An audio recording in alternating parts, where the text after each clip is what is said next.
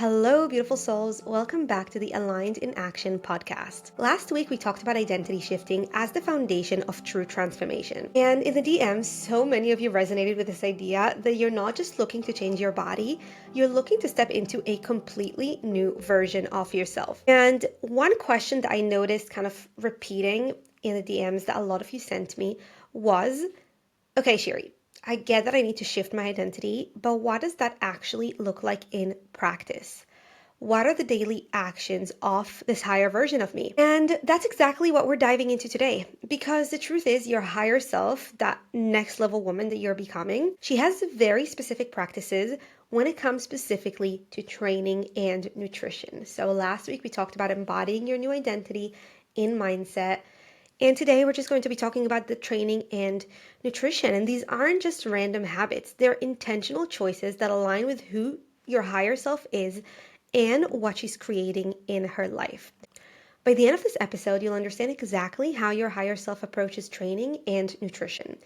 You'll learn why the old no pain, no gain mentality is actually keeping you stuck, and how to shift into training and eating practices that feel aligned with the woman that you're becoming. I'll share the exact framework I use with my clients to transform their relationship with fitness and food. And you'll discover how to use your training and nutrition choices as daily opportunities to embody your next level self. So let me tell you about one of my clients. When she first came to me, she was doing everything she thought she should be doing. 6 days a week in the gym, mostly cardio and high rep workouts. She was eating clean, but constantly hungry. She was pushing herself to exhaustion because she thought that's what discipline looked like. And you know what? She was miserable. More importantly, she felt like she was constantly fighting herself and she wasn't seeing the change that she wanted in her body. It's like she had to force herself to be good with food, force herself to go to the gym, force herself to keep going even when her body was begging her to rest. And this is what I like to call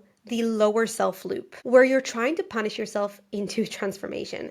And I see it all the time with ambitious women. We're so used to pushing hard in our careers, our businesses, our lives, that we bring the same aggressive energy to our fitness and nutrition as well. But what I help my clients understand, and what I want you to understand today, is your higher self doesn't operate from punishment. She operates from power. Let's break this down into 3 key principles that your higher self lives by when it comes to training and nutrition. The first principle is that you want to train for power, not for punishment.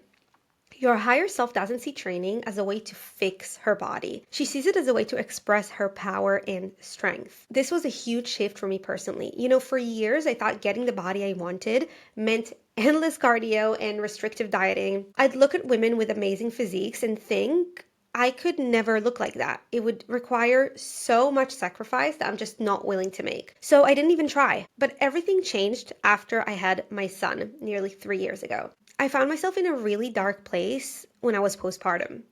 I felt disconnected from my body, my strength, my sense of self. And that's when I started strength training. Not to look a certain way, but because I desperately needed to feel strong and capable again. I needed to feel like I had control over my life. And something really amazing happened. As I started building physical strength, I started emerging from that darkness. I realized I wasn't just building muscle, I was rebuilding my entire sense of self. This is how your higher self approaches training. She doesn't drag herself to the gym because she has to. She shows up because she knows that every time she lifts heavier, pushes a little further, masters a new exercise, she's proving to herself that she's capable of more than she thought. And here's what this looks like in practice. Firstly, she prioritizes strength training over endless cardio because she knows that building strength is about building capability. She also focuses on progressive overload. So she gradually lifts heavier, moves better, and just becomes stronger. She also values quality over quantity. So she chooses 3 to 4 focused strength sessions over 6 days of random workouts. She also incorporates Pilates and mobility work for many reasons. One of them is we want to balance that masculine energy that strength training brings, because yes, it is amazing and it is a foundation of a good training routine, but it does have this masculine energy, which combined with our hectic lives, businesses, careers, we can feel in our masculine a lot of the time. So doing that Pilates and mobility work can really bring in that feminine energy to counteract the masculine. We also make sure to prioritize core work through Pilates because we understand that it has such great importance for women's bodies, specifically core and pelvic floor. Your higher self also uses mindful movement to deepen her mind-body connection and improve flexibility. And again, the addition of Pilates and mobility work really helps with this. And your higher self sees rest as strategic, not lazy, because she understands that recovery is where growth happens. Principle 2 is eating for energy, not restriction. This was another massive shift I had to make and one I guide all my clients through. Your higher self doesn't see food as the enemy. She doesn't count down the hours until her next meal or feel guilty about eating carbs. She sees nutrition as fuel for her ambitions. So again, personally, as I said before, for years I believed that the only way to get a truly amazing body was through restrictive dieting and deprivation. Anytime I would see a woman with an amazing physique, I would immediately think that they must be starving themselves. And because, again, same as cardio, I wasn't willing to go down that path of restriction. I just accepted that having my dream body just wasn't in the cards for me. But then I started learning about nutrition, really learning about it. I discovered that there was a strategic, intelligent way to fuel your body for both performance and aesthetics. And I realized I could actually build my dream body while eating so much and feeling amazing and energized. And it was a complete paradigm shift. And this is how your higher self approaches nutrition. She prioritizes protein at every meal because she knows it's essential for building strength and maintaining energy. She's also not afraid of carbs. She strategically uses them to fuel her workouts, energy, and recovery. She also understands the role of different nutrients in her body and why she needs them. This is in order to make informed decisions about foods based on knowledge, not trends, not fads, not having to ask someone else, about what she can eat and what she can't eat. She knows exactly which foods will optimize her energy, performance, and body composition. She plans her meals with intention, not with restriction. And she sees proper nutrition as an investment in her energy, focus, and long-term health, not just aesthetics. The third principle I want to talk about is consistency over perfection. This might be the most important principle, and it's one that really transformed the entire journey of this client I told you about before. Your higher self doesn't aim to be perfect.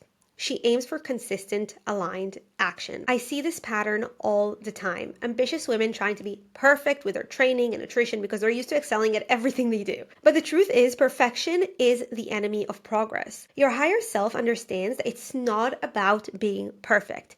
It's about being consistent with practices that serve your evolution. She knows that one missed workout doesn't derail progress. She knows that a dinner out with friends doesn't undo weeks of proper nutrition. So here's how this looks in practice. Your higher self follows an 80-20 approach to nutrition, allowing flexibility while maintaining overall consistency. If we want to stick to something, we have to allow for certain flexibility, otherwise it is not sustainable. Your higher self also adjusts her training schedule around her life, not the other way around. She celebrates progress over perfection, and she uses failures, quote unquote, as data, not drama. So how do you start embodying these principles in practice? Here's your action plan for this coming week. First of all, I want you to audit your current approach to training and nutrition. Are you coming from a place of punishment, or are you coming from a place of power? Are you eating for restriction, or are you eating for energy? I want you to be really honest with yourself.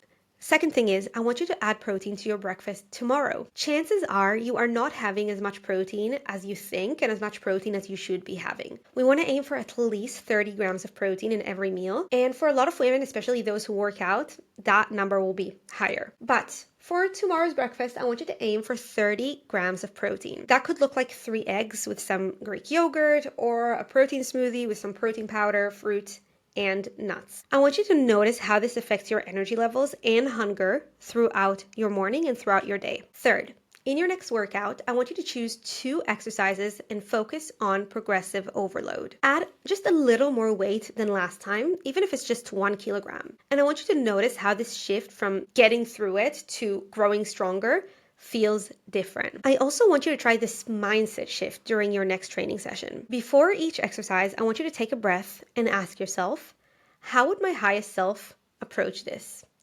Then move with intention and power rather than rushing through the movement. And this can make a huge difference to the effectiveness of your training and of your sessions. And finally, I want you to add a 10-minute Pilates or mobility sequence to the end of one of your workouts this week. This could literally be as simple as just some cat-cow stretches, some spinal twists, some pelvic tilts. Notice how this helps your transition from that masculine strength energy back into a more balanced state. So, if this episode resonated with you and you're ready to dive deeper into this work, I invite you to join my free workshop where I teach you all the foundations you need to know to embody your higher self, body and mind. This workshop alone will give you so many incredible tools to kickstart your transformation, and it's completely free, so why not jump in?